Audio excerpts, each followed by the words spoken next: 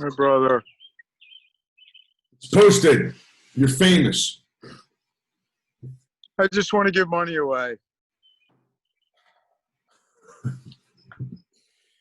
So the problem that you have in life in fulfilling your goal right now is that because you don't have any money, you don't really have it to give away. Don't have it what? Because you don't have any money right now, you don't have it to give away. But if you had money right now, you'd give it away. Yeah. But you still get to lounge out by poolside on a Thursday afternoon or evening, looking sharp, my man. I love the hair. How you don't die is amazing to me. DIE. Yes, DYE. Yes. Or DIE. Not DIE. We went no. You've been there, done that. DYE, buddy. DYE. Have we done that? Is that what I've done and other people have done? They live, but they've really died and lived a bunch of lives? I think that you've experienced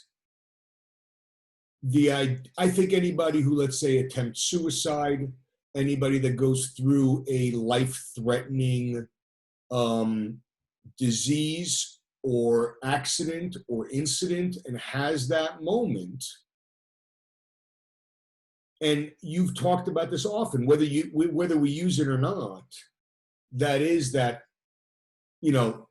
other chance, like you've come back from DIE. Look, there's people that quote, I mean, I don't want to get technical. Technically, we die only once, regardless of people saying they've come back. People say, oh, I've come back from death because I was pronounced dead. Well, no, they fucked up. They didn't pronounce you right. You were not dead, clearly, because you came back. But that's like a semantic thing if we want to get into it. Like, yeah, legally, medically dead, correct.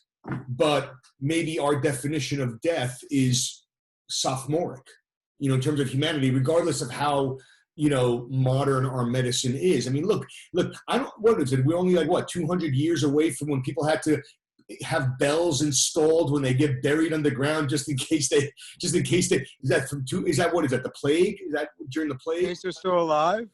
What? Yeah, there was a lot of. I don't know about these things. Tell people. Incidences about people being buried alive. I knew that. I mean, tell people, sing it, sister. Yeah. And rich, wealthy people would install a bell system as part of their casket, just in case they weren't really dead. Money. Did you know that modern? I think I'm right about this. Modern medicine, in terms of its mechanistic view of it, early doctors, I think this was maybe 16 or 1700s, they would grave rob to get bodies. I think yep. I only know it from Young Frankenstein and Frankenstein, but yes, they would do that. Well, Frankenstein, I think, is the dramatization of her making more of a statement of, beware of the what the creator creates. I mean, it's also, don't mess around with. Well, look, I think that, I mentioned with sophomoric. I also with sophomoric, playing like when people start mixing atoms. I'm like, Woody, what's wrong with you? Why would you want to do that? Why would you want to? Oh, let me take this from here. Start like. I mean, I don't know. I don't know anything about the science, so maybe in their world, they're like, oh, this is not harmful. And I'm like, I don't know, but I have no idea. Like, they start mixing and matching things. They're starting to make chemistry sets, like this, oh, this is okay. It's tolerable. This amount of toxicity is not. But look, at the same time, we're all fucking hypocrites. The technology to make solid state drives and all that stuff, now you're dealing with minerals that have to conduct electricity in a different manner, and that's why we have to move to these other types of minerals and mine for those things, and and the need for that. But is the need for this consumerism in the sense that we're meant to have this. I mean, I resisted the iPhone as long as possible. I got the iPhone 5. That's when I've had it enough with my BlackBerry. You know what I mean? But Some people re-up every year, and I'm not here to say yes or no to that. I'm just saying the driving force to consumerism and capitalism is this thing that has us almost entrenched. It's almost like you've been on film sets. You ever see when people try to shimmy and level the track for a tracking shot? Yes, sure. Yeah, so you have the tracks down, and then there's one person given the job to shimmy it, to put in the right shims to level it, right? Yes. But sometimes if the shimmy person is not a really good shim person, like they don't really understand how to do it, then I like it. I had to see how I looked. You look great. We're not going to put this up. Any chance I could see Lindy? Why are you pointing to your nipple? She's not here. She's at work, man. What I'm saying is that I'm not. Oh, okay. What happened? What happened? Oh, I don't know. I was asking you. You were asking me what? I was asking you. Oh, I didn't know what happened. Suddenly, I think you went to where it's not a good reception for you right there. Now? Yeah, it's very choppy. Am I coming in clear? You are crystal. Ah, you're choppy as all hell. That's a little bit, yeah.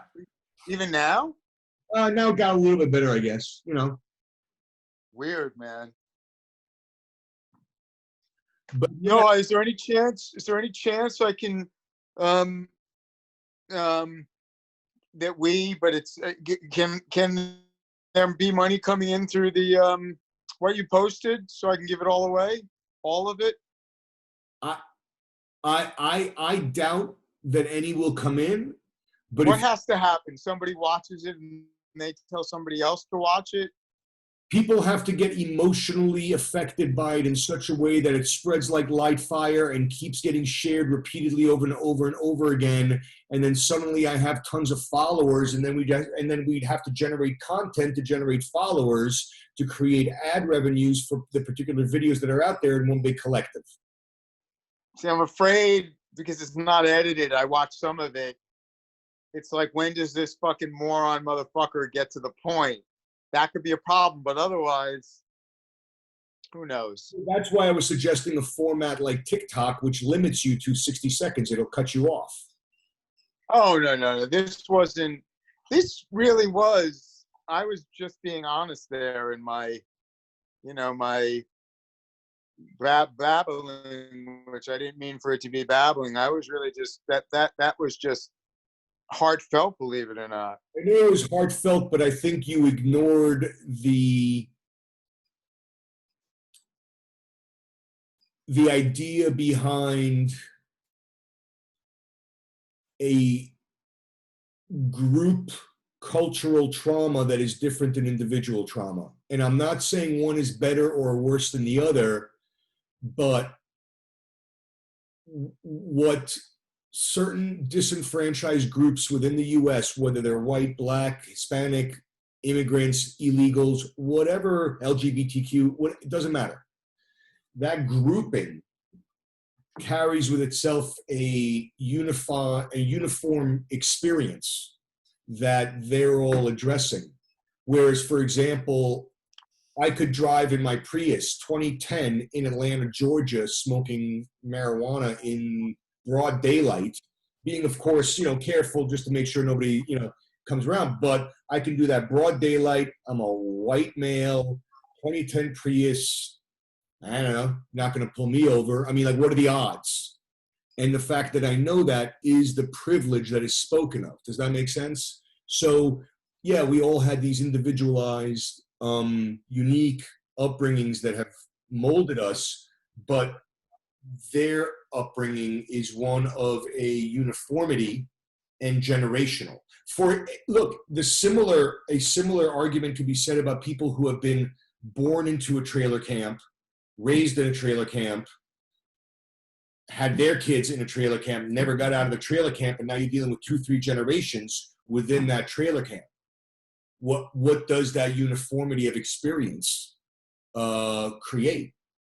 And that's what sort of I meant before about that when I said that we have unique upbringings, that despite our unique upbringings, like you and I identify amongst people who were the identified patient, who were surrounded by addicts and alcoholics and gamblers and anger management issues and abusers. And that grouping is more about the psychology and the behaviors of the people that raised us, and doesn't have to do with the color of their skin. Like, you give, if you give a particular person an ideology, or let's say psychology, let's say you're just like a freaking dirtbag, you want to rip people off. Let's say you're a dirtbag and you want to rip people off. That's kind of like you're a dirtbag and you want to rip people off. If you're a dirtbag and you want to rip people off, you're going to do different things, whether you are in, quote unquote, the projects, or whether or not you had a Ivy League education and went right into Wall Street and started into a hedge fund, and you're going to rip off people because you're a dirtbag there. You know what I mean? I don't think the behavior, I think the behavior gets expressed in slightly different manners based upon the available resources and power that each individual has available to them. Otherwise, but it's the same intention. It comes from the same intentional psychology, I think. And that's why I'm a big psychology over ideology person. Like, I don't give a shit what a person's ideology is. It's a person's psychology that scares me. It's not the ideology. And so that's all I meant before about that. So I think, I don't know how it'll come across. I don't know how people will respond to it. I don't know if anybody will watch it. I think that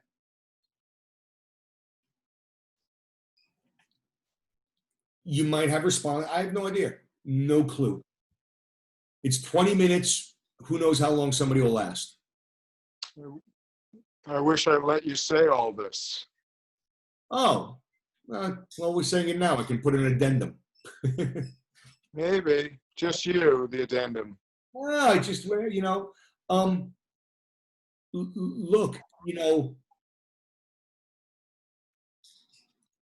when I was expressing my distaste in life, a lot of times people growing up, it's like, what right did I have to bitch growing up in a fucking 5 towns in Jewville, fucking money? Even the freaking across the tracks. Yeah, it was across the tracks, but it was across the tracks for 5 towns. What is that, Gibson? You're still doing fairly well compared to inner city, compared to the rest of the country, rural, compared to, you know what I mean? You're still doing all right, comparatively. Yep. And we were doing far more than all right on the books. And, the sentiment that I was fearful of and got oftentimes is just like, in the home, he's like, well, what do I have to bitch about? And, look, they're right on a certain sense. It's like, yeah, what do I have to bitch about? There's a huge backyard. There's a dock. There's a boat. What the fuck am I bitching about? I'm surrounded by trees. There's a fucking marina. What am I bitching about? Well, so that basically gets those kinds of people. So then I'm basically ignoring the things that are issues for me, the things that had me, attempt my own life at 15, that had me cut myself at 16, that had me go to the way I was thinking about things, the way I behaved with other people. The whole structure was rooted in a particular behavioral thing of what does identified patient feel like? What do those kind of stresses do when it goes unrealized, when it goes unattended to? And I think when people have an advantage, such as it was harder for me at least to, I went to the therapist. I went to the school therapist weekly, or maybe I think bi-weekly in high school. And but I don't even remember what the hell I bitched about. But what the fuck am I bitching about? And for crying out loud, we went to a school that had a therapist. Look at that budget. You know what I'm saying? But what the hell was I doing what did I need to go to therapy for anyway? The alarms should have been going off once I hit double digits, but they weren't for some reason. And people are fucked up, and then middle school happens and everything. One of the most interesting things to me is when I reconnected with some high school friends, they would say, "What happened to your accent?" So my high school friends remember me with an accent. My college friends never remember me with an accent. They know that this is it. This is this.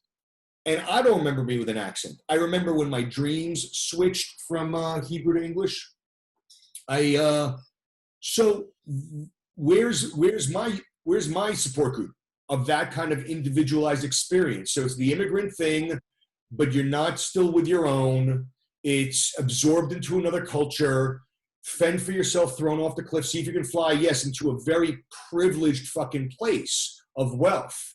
But what good are those resources when there's an insecurity, there's a personal immobility, right? I mean, you and I always talked about this. Like, if I go this way, I'm wrong. If I go this way, I'm wrong. If I stay put, I'm also wrong, but I might as well just stay put. Maybe I'm not wrong. And it's this tense existence, instead of a relaxed one. And why is that happening? Why is even talking about it creating a stressful mode for me in my breath is an indicator. That's the indicator. So the uniqueness of my experience is I'm caught between two worlds, is A, accepting the specificity of what I went through and saying, this is how it affected my relationships. This is how my trust level is screwed up. This is how my intuition, my trust of intuition is wonky. How this went foul. This is why I thought this way when it really wasn't my real self. Where'd you go, bud? I was going to ask you. You can't see me? No.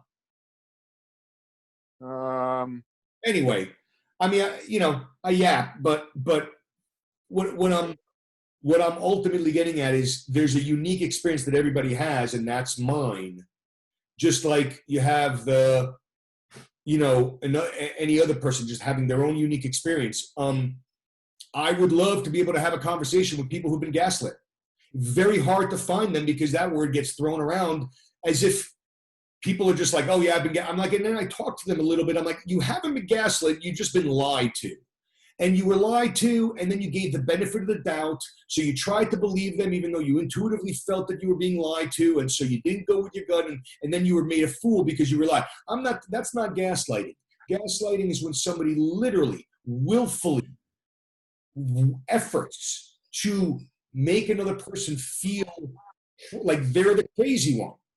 And then when the other person, me, adopts that ideology, oh my God, of course they're not going to lie. Of course they're not going to deceive. Of course, I must be the crazy one. It must be me. I have the problem of my perception, of my reality, of my intuition, of all of that.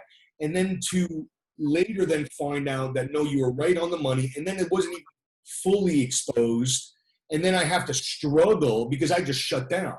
And how do you not see a shutdown? And so maybe that's because from an addict perspective, we're dealing with like the two ways we're going to go is either act out or numb out. And when I numbed out, nobody saw me. That's where you and I are similar, right? I mean, you recluse like nobody. I mean, like, I think I was the only one in the family where I was just like really sincerely worried during many times throughout our lives where I'm like, I'm going to go to his fucking place and he's going to be dead. He would have been there a fucking week, spoiling goddamn over, stinking the goddamn hallway up. I swear to God, on more than one occasion. And everybody's just like not saying, and then I bring it up and they're like, he's fine. I'm like, and granted, yes, clearly you were fine, but motherfuckers, man, like it will be weeks where like nobody's got a pulse on you. You know what I'm saying? Yeah. And no offense, that's the numbing out that you and I are familiar with. And then the acting out for me was the DJing, the setting up parties. So I would just do these swings, and then coupled with all the other stuff. And that's my individual experience of all that. But what I guess I'm getting at ultimately is that it is, and I'm not qualifying anything, because to your point, yes, everybody's got a life and all that. Are you there, bud? Yeah, what happened? I don't know, I lost your video. Anyway, maybe it's just buffering. But the point of it is that when people have a collective experience, they're able to talk about it, and it forms its own culture in a particular way, and then it's generational on top of that, even on an epigenetic level. And this has been proven. Like children of Holocaust victims share a similar kind of disposition. It's that kind of a thing in terms of a generational trauma. There's generational trauma. There's uniform situational trauma. Like if everybody in the tribe experiences the volcano going off, everybody had that uniform experience, and then they can bond as a result of that uniform experience in the face of that volcano again. That's what's happening sort of here over decades, if not hundreds of years. It's decades since civil rights. Nothing's really, like fixed. It's been band-aid. It's been glossed over. It's been repackaged, rebranded. But like it's somehow cheaper to rebrand than it is to change the formula, whether willfully, unintentionally, whatever you're going to do. But that's what's really addressed here in the juxtaposition of those two worlds is what's happening right now in the U.S., coupled by the virus, coupled by the rest of the world looking onto us, which is just, I like listening to global news because it gives me the perspective of the international. How does Russia see us? How does China see us? How does England see us? I don't know whether a lot of people in this country give a shit about how other people see us. I do. So all those things. So there's the uniqueness of our experience, and then there's the group collective. I would love to have some kind of support group where I meet with people and everybody talks about their gaslighters, and everybody has that kind of uniformity. And what do we do? How do we take out gaslighters? That's why I started that nonprofit. That's why I'm working on that.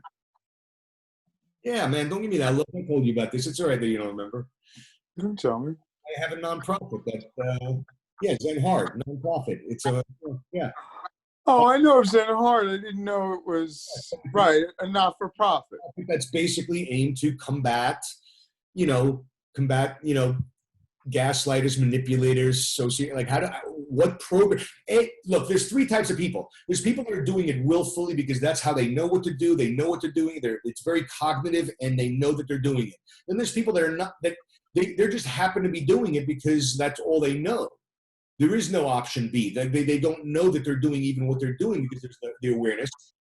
Those two are different groups. And then there's the people that have it being done to them and they don't know it. Or maybe they know it, but they can't get out of it. I mean, these are processes. These are things. Some people have 6-month relationships where they're dealing with a gaslighter.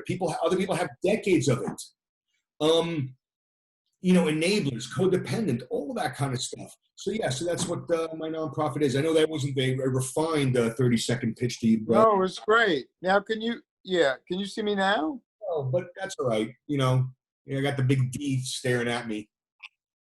That's all that matters. That's all that matters in life. I'm so kidding. Now you can though. Now you can. Yeah. Oh, brother, good stuff, man. Oh well, it's just good, Oh. But yeah, so to me, I think a long time in my life, I was trying to figure out whether a person is doing something intentionally or unintentionally. And some people just never cared about that. They're like, this person makes me feel this way, so I'm going to bail and I'm going to get out. And I'm like, I wish I had that, but you know what? I know that I've inadvertently hurt people because I didn't realize I was doing it when I was doing it. And and my ego was maybe too high to see it. So I'm the kind of person I would love the second opportunity, third opportunity, like just just try again. Just tell it to me again so I can fucking get it, because I'm clearly stupid. But you gotta humble yourself to get there, to figure out, like, okay, so when I do this, it bothers you, or when I use the following words, this bothers you. And I learn everybody's minefield nowadays. I wish I did that back in the day, but it didn't matter, because nobody respects where your feelings are. To your point in the earlier video is, why would you respect anybody else's? So yeah, do unto others, but then at the same time, it's just like, yeah, exactly, do unto others. So if you feel that other people are wronging you, if you feel that other people are disenfranchising you, if you feel that other people are not supporting you and ridiculing you and bashing you down, it is not a far cry. I mean, yes, I'm not saying that there's not people that rise out of that despite all that, but I think those people need a grounding, need a tether, need some kind of support group, boys and girls club. I don't know, some one adult figure that's going to say, forget all that. You do you. You get that support. Get that one, and there have been studies done that it's one support that all you need. So, how to humble oneself to be able to say, I realize what I did, and I would love to take it back. And the best way I can take it back is to just not behave it anymore in the future the way I am now. Like to have really sincerely changed, not repackaged, not get new friends, but change. Look, there's some people out there that they just burn through friends and friends and friends until people can't take them anymore because they don't want to change. So they start, because whatever, it's the same thing. Other people have a support group where it just supports itself. Look, I mean, there are ideological congregations in this world, culturally, customs-wise, norms, and all that kind of stuff. They all kind of support each other. That's where, like, for example, religion is good or bad. That's how religion works, though. That's how clubs work. That's how fraternities work, sororities, different types of organizations.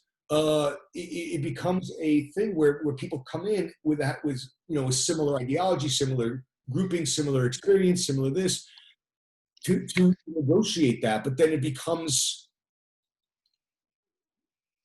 identified. I mean, things are layered, and I know I kind of meandered a little bit, but I guess what I was getting at is, for a long time, I always want to give people the benefit of the doubt that, all right, maybe they're not fucking with me.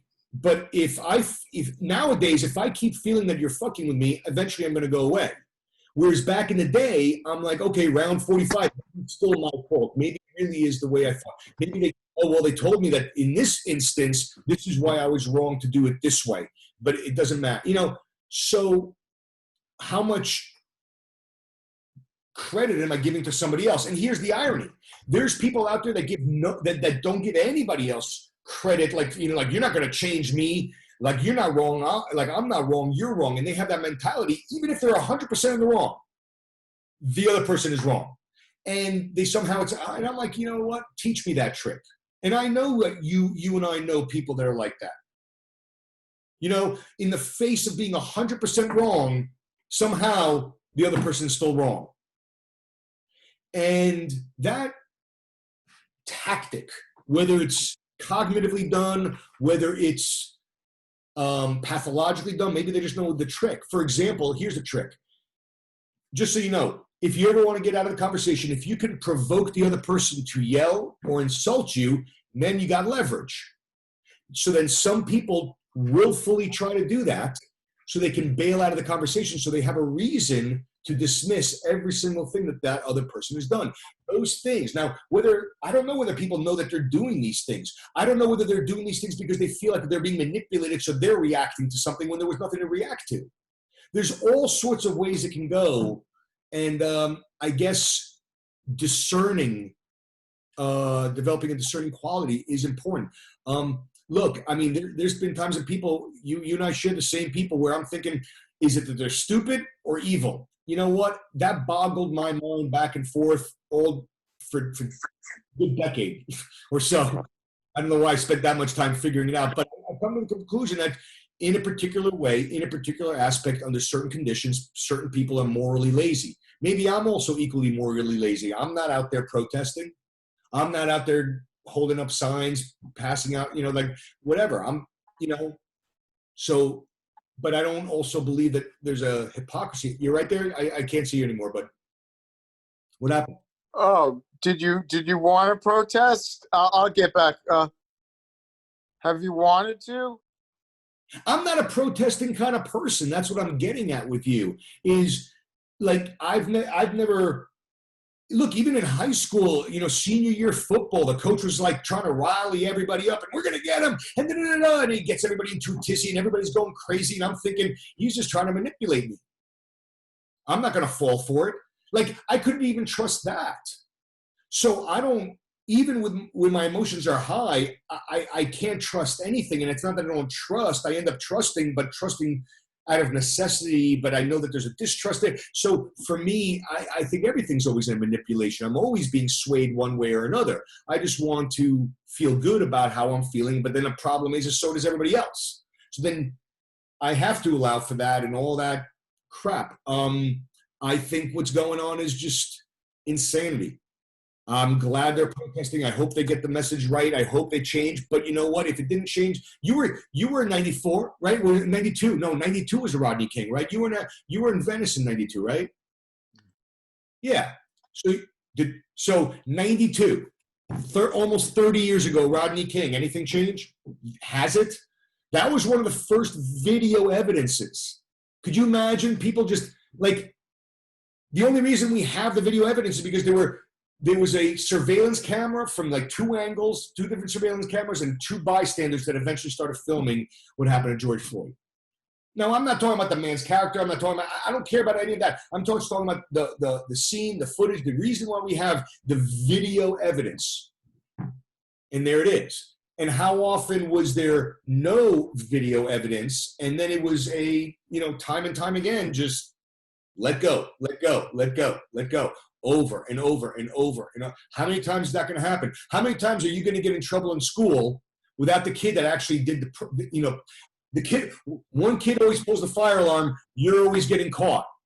Eventually someone's going to say to you, why are you always hanging out with that kid? Why are you always getting caught? Now, sometimes you can't get away from those situations.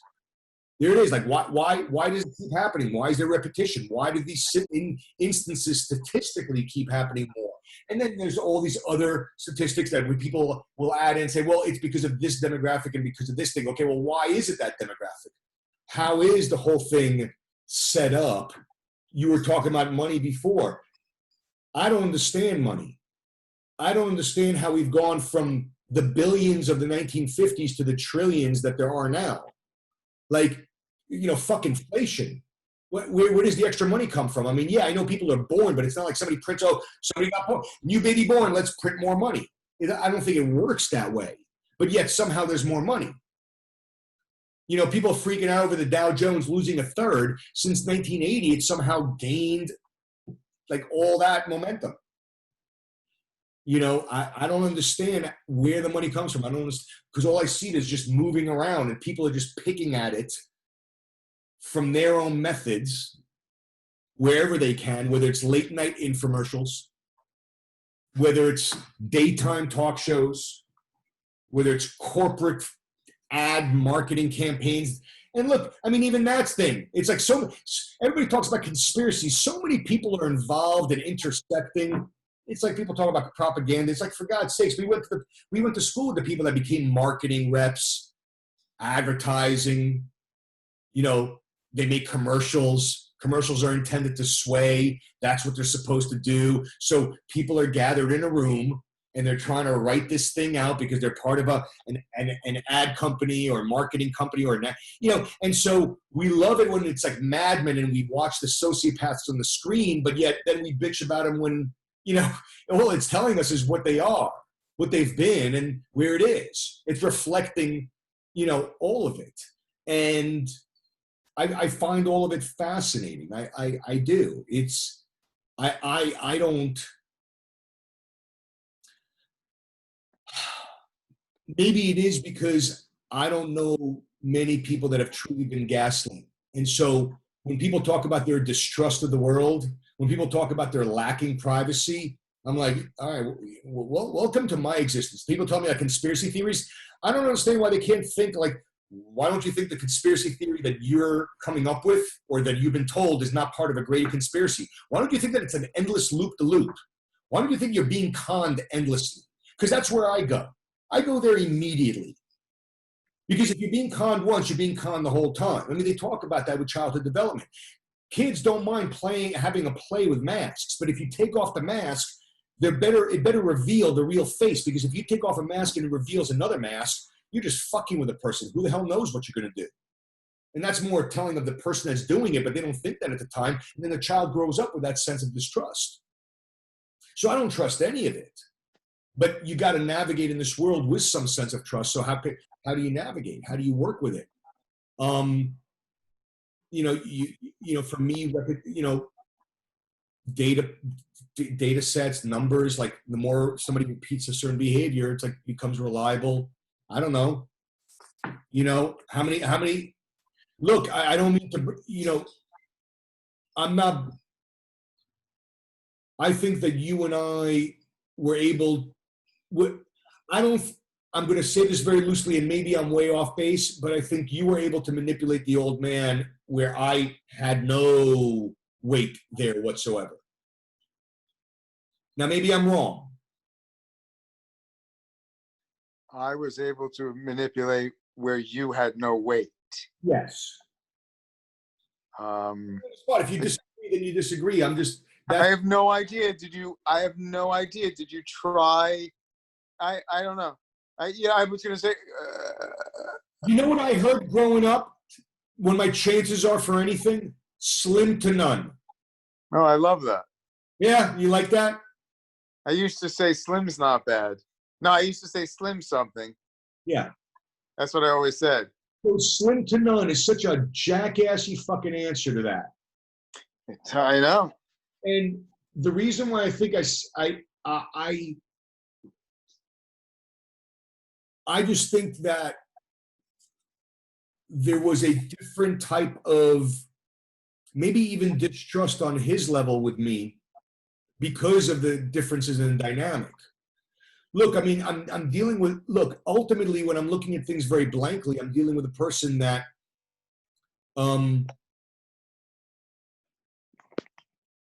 willfully, knowingly, knowledgeably, yes. Is that you on? HW. Sorry, brother. Oh, you're good. Heather. I might be imagining it. You're already going mad. You've lived with her for so long.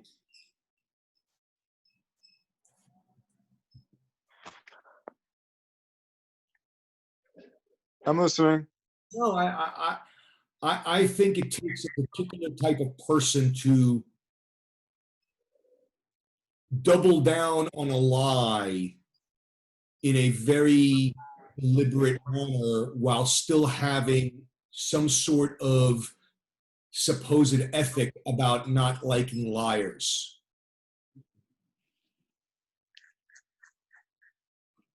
I'll say it that way. That's a delicate way of saying it.